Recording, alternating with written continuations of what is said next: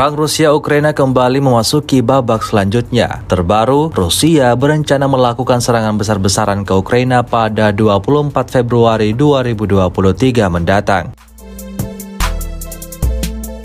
Diberitakan The Guardian pada 2 Februari 2023, kabar serangan 24 Februari 2023 oleh Rusia ini disampaikan oleh Menteri Pertahanan Ukraina Oleksiy Reznikov. Reznikov memperingatkan bahwa Rusia akan membawa kontingen pasukan yang besar menuju Ukraina. Diperkirakan ada 300.000 tentara wajib militer Rusia yang biasa diturunkan dalam peperangan. Namun, jumlah aslinya di perbatasan Ukraina bisa mencapai 500.000 orang. Atas rencana gempuran dari Rusia, Reznikov bertemu Presiden Prancis Emmanuel Macron untuk melakukan transaksi pembelian senjata. Ukraina ingin mengamankan pembelian radar pertahanan udara dan mendapatkan kiriman jet tempur F-16 dari negara-negara Eropa.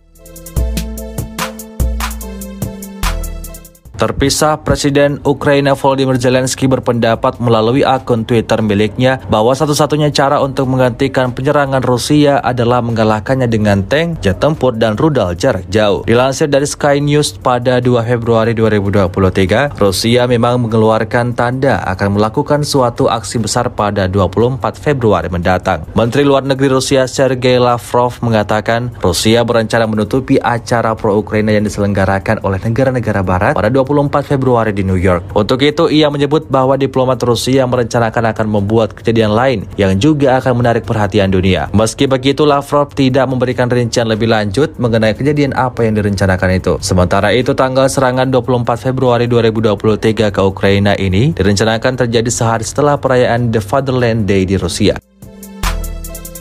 Menurut Time and Date, rakyat Rusia merayakan The Fatherland Day setiap 23 Februari untuk memberikan penghargaan kepada tentara maupun veteran atas perannya dalam militer negara.